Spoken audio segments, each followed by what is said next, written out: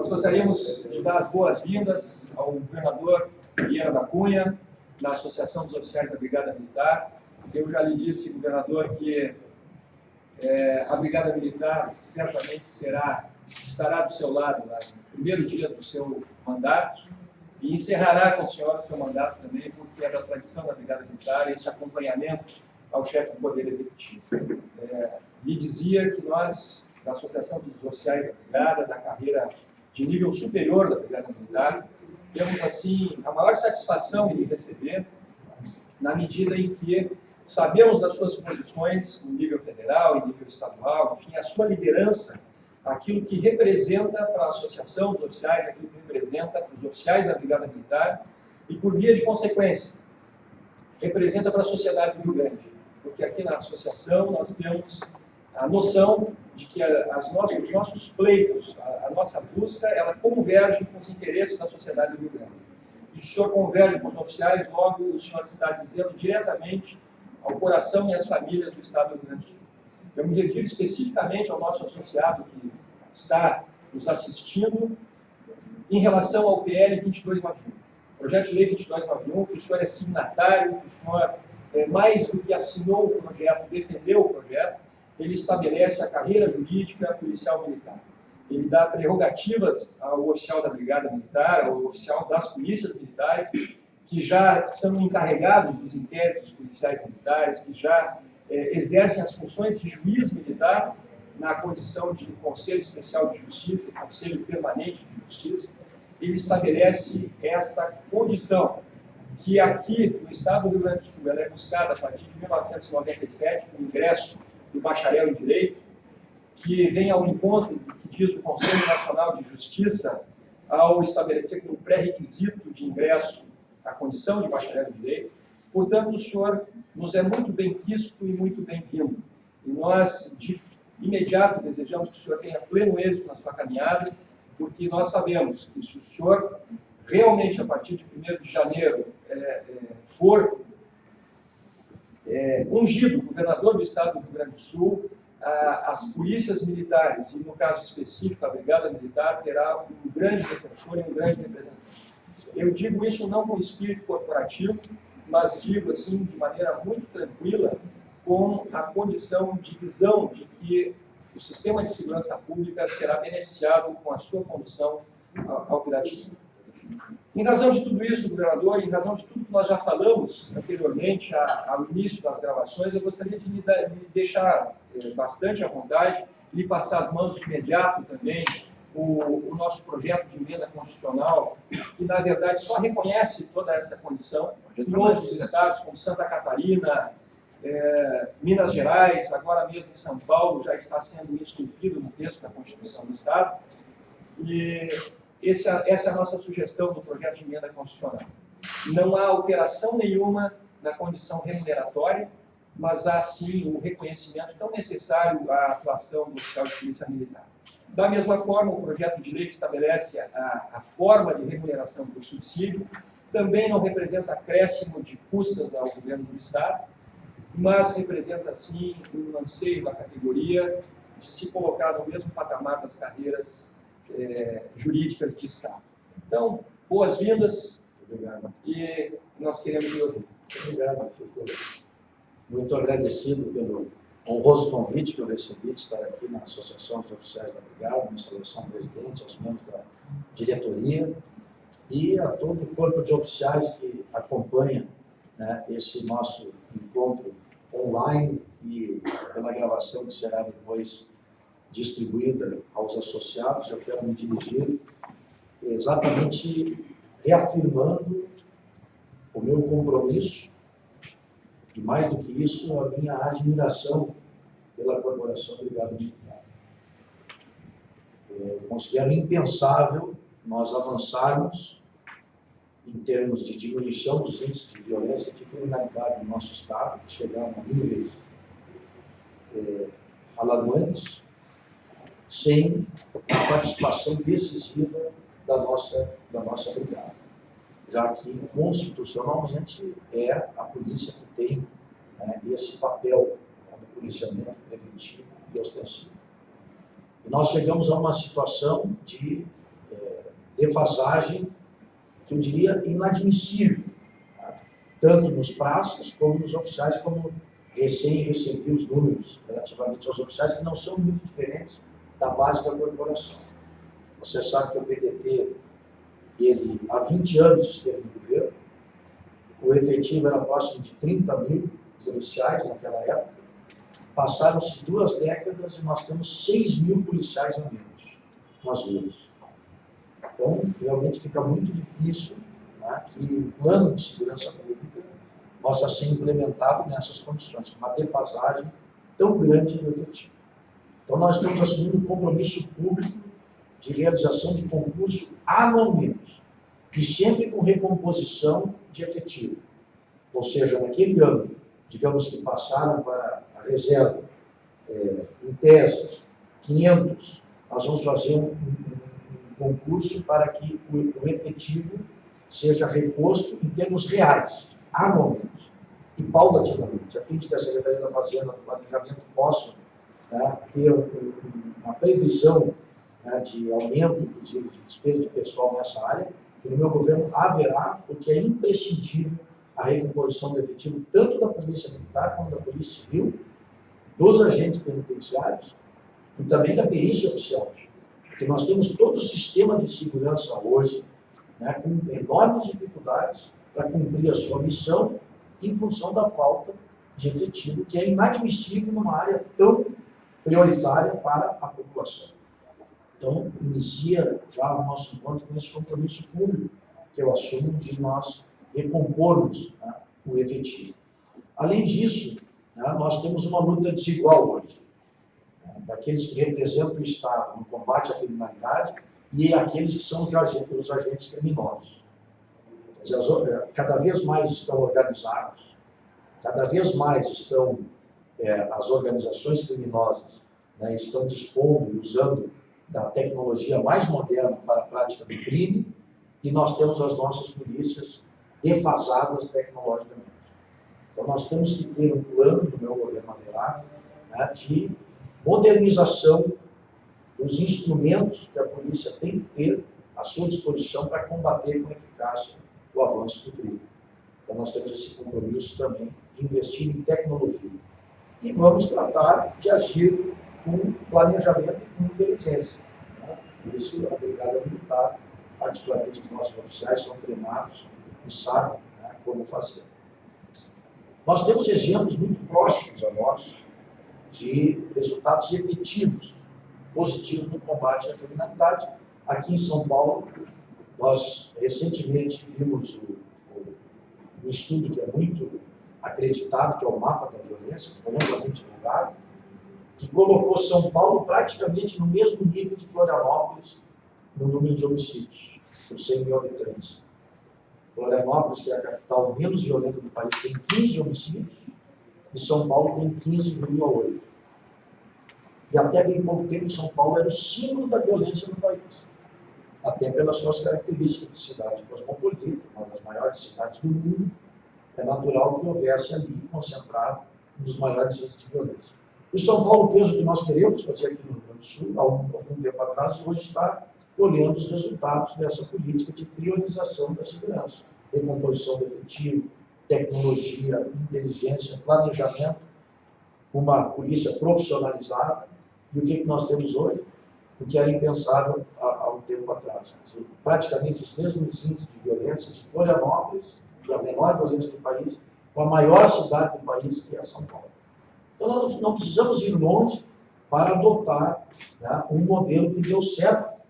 E aí não é questão de partido, se lá é PSDB, ou se é PP, ou se é DEM, ou se é PDT, ou é PT. A questão é resultado concreto em benefício da população. Então, se existe uma referência positiva, vamos adotar para que aqui no Rio Grande do Sul nós possamos diminuir. Hoje, no Rio Grande do Sul como um todo, nós temos 22 homicídios por 100 mil habitantes. No nosso país, vizinho do Uruguai, são 5 homicídios por 100 mil habitantes. Como é que nós podemos conviver com isso? E nesse ranking das capitais, eu fiquei particularmente alarmado, porque Porto Alegre tem 42 homicídios por 100 mil habitantes. O Rio de Janeiro, 21. Ou seja, Porto Alegre tem exatamente o dobro de homicídios do Rio de Janeiro. Então, veja a situação a que nós chegamos, fruto exatamente dessa omissão, dessa incompetência, dessa inação do Estado numa área que é vital para a população, que é a segurança pública. Então, vocês podem esperar de mim, primeiro, como eu disse no início, o respeito e a admiração que eu tenho pela Brigada Militar vai se traduzir como governador de medidas concretas como essas que vocês me apresentaram e outras que nós tomaremos para que a Brigada Militar seja reconhecida como corporação essencial que é para que o Estado possa ter um serviço de segurança pública qualificado. Segundo compromisso que eu tenho de Polícia Militar, Polícia Civil ter um tratamento, inclusive remuneratório, isonômico.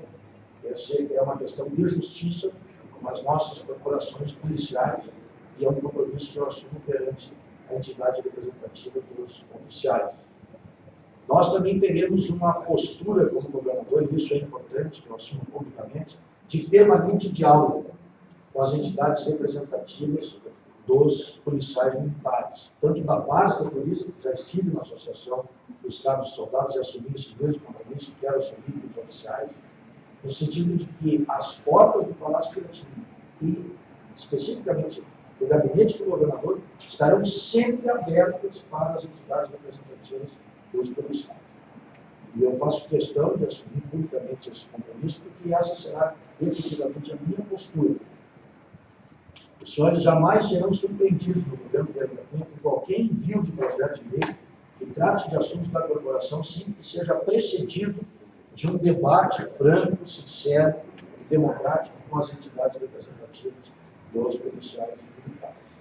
Eu entendo que essa é uma postura salutar e que vem ao encontro do interesse que eu tenho de mandar projetos que tenham efetivamente fundamento, porque vocês que estão na linha de frente, estão no dia a dia do trabalho da corporação e que têm condições de me aconselhar e me orientar sobre o que é melhor para a própria instituição e, por via de consequência, para a sociedade de hoje. Quero dizer que tenho acompanhado as pesquisas de opinião que colocam sempre a Brigada Militar como uma das instituições que tem a maior confiança da população. O Corpo de Bombeiros, agora separado à frente, até em função de que só lida com o salvamento, e vocês têm que lidar também com a repressão, que é algo que não é, digamos assim, propriamente simpático, do ponto de vista da população, mas mesmo assim, a Brigada Militar tem os índices de confiança da população expressos em todas as pesquisas de opinião. Isso demonstra o quê? Demonstra que realmente a população gaúcha vê a sua Polícia Militar uma instituição na qual ela pode confiar. Isso se deve ao preparo, à capacidade de trabalho e de comando dos nossos oficiais. Você sabe que eu tenho entre os oficiais muitos amigos, são pessoas com quem tenho laços, inclusive familiares, alguns deles, e isso me permite assim, conhecer até um pouco por dentro a corporação, que aumenta ainda mais a minha admiração pela instituição. Deixo desde logo, portanto, aqui registrado o meu posicionamento contrário à desmilitarização das polícias. Fique claro. Por quê? Porque significaria isso a extinção da Brigada Militar. Embora alguns tentem dourar a pílula, essa é a verdade. Ora, quem fala em desmilitarização fala no fim da Brigada. Não pode ser diferente. Se eu quero desmilitarizar, eu quero acabar com a Brigada. E quem defende a desmilitarização tem que assumir essa postura. Estão defendendo a extinção da Brigada. E não contam comigo. Pelo contrário. A minha posição vai ser sempre a de defesa da continuidade de uma instituição que é vital para que nós possamos reverter esses índices aos quais me referi há pouco, que são inaceitáveis, inadmissíveis. Nós temos hoje, estamos hoje ocupando essa posição do ranking da nossa capital. Agora mesmo, dados recentes do próprio governo do Estado, comparativos do primeiro semestre de 2014 com o primeiro semestre de 2013, apontam também um aumento nessa ordem de 22% do número de homicídios aqui no Estado. Ou seja, nós precisamos agir, tomar medidas inadiáveis para melhorar a segurança pública no nosso Estado. E eu tenho, assim, plena convicção do que temos que fazer. Começarei a executar esse plano no primeiro minuto de governo. Vamos trabalhar juntos desde o primeiro minuto de governo. Eu tenho certeza, de parte da Associação dos Oficiais, como já obtive de parte da Associação dos Delegados, esse compromisso de trabalharmos juntos.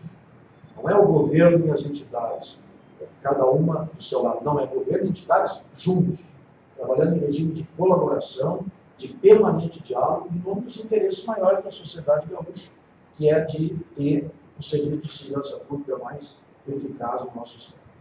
Não é à toa que a indústria da segurança privada, né, vem crescendo ano a ano, que onde o Estado está ausente ou deficiente, o espaço não fica vazio, porque as pessoas precisam se proteger. Então, a segurança privada vem aumentando a sua fatia do mercado na medida em que o Estado, né, continua deficiente, ou muitas vezes até ausente, no cumprimento das suas missões constitucionais. Então, quero aqui reafirmar que, como governador, tá, a segurança pública será uma prioridade do meu governo. E vamos trabalhar, vocês têm acompanhado a minha ação como deputado federal, todos os pleitos que envolvem, né, os legítimos interesses dos policiais militares de todo o Brasil têm recebido o meu apoio, tá, e a minha dedicação como parlamentar do Congresso Nacional. O meu gabinete é uma das trincheiras de luta, né, dos policiais militares de todo o país, pelo reconhecimento, pela valorização da carreira. E se o povo gaúcho me der a honra de ser próximo governador, apenas eu vou mudar de trincheira. Lá no Congresso Nacional, nós vamos instalar as nossas trincheiras ali no Palácio Piratini. Aliás, como instalamos na legalidade. Quando o Leonel Brizola, hoje, olha só que coincidência, 28 de agosto, né? Hoje é o dia D da legalidade. E a Brigada Militar foi a linha de frente da resistência popular. Tá? Quando o Palácio Piratini foi ameaçado de bombardeio, naquela ordem insana que o ministro da Guerra, na época, expediu, que, se necessário, bombardeasse o Palácio Piratini, quem montou as barricadas e ficou na linha de frente em defesa da Constituição foi a Brigada Militar. E naquela célebre reunião, que agora, pouco mais, 11 horas da manhã, perto do meio-dia, o comandante do Terceiro Exército, na época, fez com o Leonel Brizola, que foi o momento do triunfo da legalidade, quando ele disse que esse exército ia ficar com a Constituição. O então comandante-geral da Brigada Militar pediu licença ao governador Brizola para se manifestar na reunião. O Brizola disse, pois não, e ele disse o seguinte, ele é um músico, ele disse o seguinte: senhor comandante, a partir de agora, a Brigada Militar está sob seu comando. E eu peço que o senhor reserve à Brigada Militar a tarefa mais difícil para fazer valer o respeito à Constituição. Beleza. Então, veja que isso é história, um período, eu considero a legalidade o maior movimento cívico popular da história do Brasil.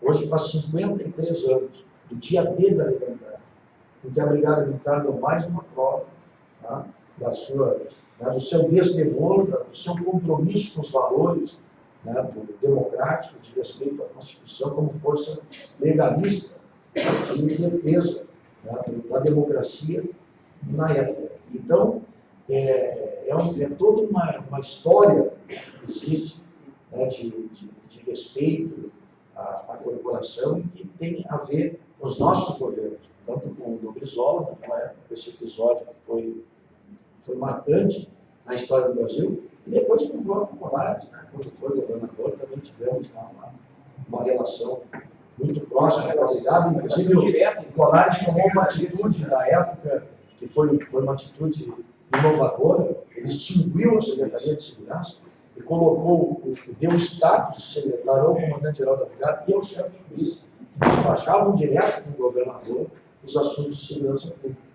Então, eu resgato essas questões para que vocês saibam, né, que se o trabalhista Vieira da Cunha, que tem sobre os seus ombros essa responsabilidade de resgatar essa história, vai ter aquela mesma relação e aqueles mesmos compromissos que os meus antecessores da minha vertente tiveram com a Brigada Militar. De modo que eu quero agradecer mais uma vez essa oportunidade e me colocar à disposição para qualquer pergunta, se estiver com vocês. O senhor sabe, governador, que a sua fala, mas mais do que a sua fala, os seus gestos, a sua lembrança, o seu contato com a Brigada, mais reforça a tranquilidade com que me manifestei ao início ao dar as boas-vindas. Né? Nós temos essa noção da sua sintonia, né, com os anseios, com os interesses da instituição, que se confundem com os interesses do Rio Grande do Sul, como o senhor muito bem agora lembrou. A Brigada tem todo um passado de tradição e de glória,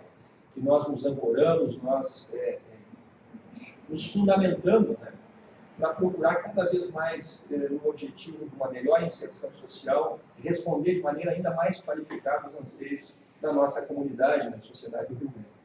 E este andar, digamos assim, um olhar firme e forte no passado, mas projetando um futuro onde a instituição, de maneira altiva, de maneira bem postada nos novos interesses, nos novos rumos, determinam que toda essa condição de carreira jurídica, toda essa condição dos anseios e da participação, ora, a importância que o senhor nos diz, quer dizer, o respeito à instituição, o reconhecimento, ele vai além do discurso, né? Ele vai efetivamente Se me permite, presidente, eu falar em respeito, eu quero dizer o seguinte, que o meu governo, a Brigada Militar, ela agirá de acordo com a lei e com a Constituição. Era isso que eu ia dizer. E será respeitada como uma instituição que jamais será instrumento de posições político-ideológicas do governo, como infelizmente aconteceu nos episódios agora das manifestações populares.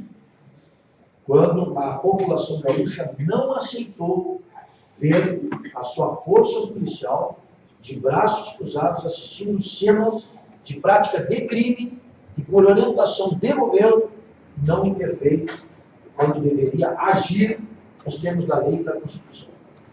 Eu sou um democrata, eu me formei lutando contra a ditadura, fiz política estudantil, fui para a rua, nunca me escondi atrás de uma máscara. Nunca. Minha geração nunca se escondeu atrás de uma máscara. E muito menos nós praticamos atos de vandalismo, seja depredando patrimônio público, seja depredando patrimônio privado. O fortalecimento da democracia requer que as instituições cumpram os seus deveres com a sociedade. O meu governo, como comandante supremo da corporação, a Brigada Militar vai cumprir e vai agir profissionalmente, como tem que ser em defesa da população. Porque nós temos que saber separar o joio do trigo. O que é a manifestação cívica, acolhida, popular, que tem que ser protegida, inclusive, pela nossa força pública, e o que é ato criminoso de pessoas que se infiltram, como aconteceu aqui. Eu tive o desprazer de ver pessoas saindo de dentro do pequeno comércio da Zinha com bateria e com produtos na mão, um ato de saque, que é crime, e a polícia assistindo isso, porque é uma manifestação cívica. Não é manifestação cívica. Nós temos que o que é ato criminoso tem que ser proibido e combatido pela polícia. Senão, nós não vamos fazer com que a população respeite a democracia e as suas instituições. Então, eu quero que fique claro que a Brigada Militar, no governo dela, vai agir profissionalmente, como tem que ser. E o seu limite será o limite do que prevê a Constituição e a lei. E nós não vamos fazer com que posições político-ideológicas interfiram, né, no comando, nas linhas de comando da corporação. Então, esse compromisso, e para isso, eu não tinha ainda me referido a ele, fica aqui firmado também com a entidade representativa dos policiais, que afinal de contas são os que exercem o comando dessas operações. Tá? E tem toda uma formação, sabem o que fazer, como tem que agir, e não pode ficar de mãos atadas, porque vem uma ordem de cima para que eles não cumpram o que a lei e a Constituição definem. Nessa direção, governador, é exatamente assim, no sentido de tornar muito mais uma instituição de Estado, não de governo, do ponto de vista ideológico, é que nós temos defendido a gestão mínima ao comando da Brigada Militar.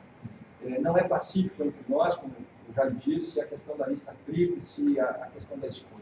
Nós até entendemos que a proximidade entre o comandante da Brigada e o governador do Estado, do ponto de vista da política de segurança pública, é alguma coisa necessária e absolutamente importante para o andamento da situação de segurança pública do ponto de vista político-ofensivo. Mas a gestão mínima assegurada, uma vez que o governador tenha escolhido o oficial que vai comandar a corporação do último posto, ele tem que estar absolutamente tranquilo de que vai exercer uma gestão, a alta investidura de um cargo de Estado, não de governo. E isso é fundamental. Então, nesse sentido, nós gostaríamos, inclusive, de avançar mais adiante, aí, com outras discussões, por uma questão de autonomia, de orçamento próprio, de autonomia financeira, de autonomia administrativa. Instituições, por exemplo, como o Ministério Público, acabaram crescendo em importância e em participação mesmo, efetiva na vida, no dia a dia do cidadão, a partir destas garantias. Né? Então, isso também é uma provocação que pode ser levada mais adiante, na questão da autonomia administrativa e financeira e na questão da peça orçamentária, mas que nós entendemos que nenhuma discussão sobre segurança pública séria pode se dar o luxo de deixar esses itens ao lado. Nós não podemos ter um governo em que, neste governo, sejam trocados 5 vezes, 4 vezes o comandante-geral da Brigada. Isso não é produtivo para o exercício das funções, isso é contra o interesse do povo do Rio Grande. Um dos problemas da administração pública é a descontinuidade, infelizmente. No meu governo, vocês podem ficar tranquilos que eu vou ser bastante criterioso para escolher o comandante-geral, com certeza vai ser alguém, né, que vai ter essa autonomia de ação, para agir de acordo com o que diz a lei e o que diz a Constituição. Os limites são os que o Estado democrático de direito prevê, né, para as instituições. E, com certeza, nós vamos trabalhar, como eu disse, juntos, inclusive no processo da escolha do próprio comandante-geral. Nós temos que ter essa abertura, esse diálogo, né, e essa interação com as entidades representativas nesse próprio processo de escolha. Para que o nome seja o melhor possível, seja o nome acatado e respeitado pelos seus comandados. Né? Isso essa estabilidade que vocês, na verdade, estão pedindo, é uma estabilidade. Isso é muito importante para que a polícia funcione bem, não tem dúvida. O comandante-geral tem que ter esse perfil, né, de respeito dos seus comandados, e pode crer que esse nome vai ser muito bem amadurecido e, inclusive, no processo de consulta, né, com as entidades representativas da instituição, como da associação profissional. Me permita renovar nossa alegria em receber, fazer novos votos de que o senhor tenha êxito na sua caminhada. E como nos sinalizam que... É só votar em 12. E como nos sinalizam que nós temos mais 2 minutos, governador, nós gostaríamos de mais 2 minutos. Reservar isso às suas considerações. Bom, nesses 2 minutos eu quero apenas então dizer que eu sou candidato de uma coligação, que se chama O Rio Grande Merece Mais. O próprio nome da coligação já indica o que a nossa postura em relação ao atual governo. Nossa candidatura é de mudança, nossa candidatura é de oposição. Você sabe que o PDT participou do governo nos 3 primeiros anos, mas a nossa avaliação, pelo menos na grande maioria do partido que decidiu lançar um candidato próprio, é de que o atual governo deixou muito a desejar em muitas áreas, inclusive na segurança. foi eleito em primeiro turno, se gerou uma grande expectativa e essa expectativa se frustrou no nosso entendimento e por isso nós lançamos essa candidatura. Uma candidatura que reuniu 5 partidos políticos, o PDT, que é o meu partido, o PSC, que é o partido candidato a vice-governador, que se chama Flávio Gomes, que é empresário, advogado, um dos vice-presidentes da FEComércio, o Democratas, o DEM, o PV, Partido Verde, e o PEN, que é o Partido Ecológico Nacional.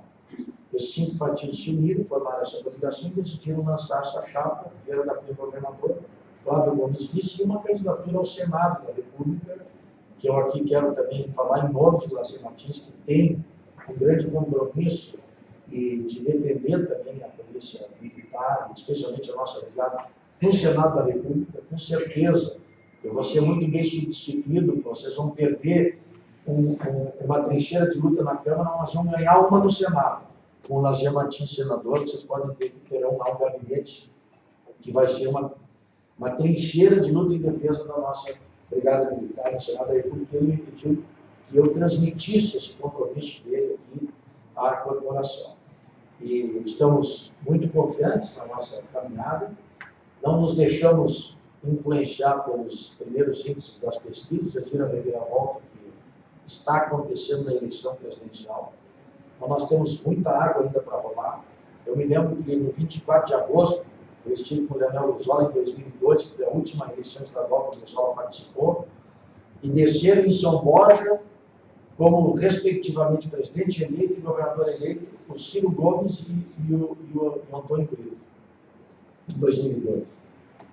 E ninguém dava bola para o rigor. E acabou as urnas consagrando o rigor, e aqueles que eram tidos como, entre aspas, favoritos, acabaram ficando fora.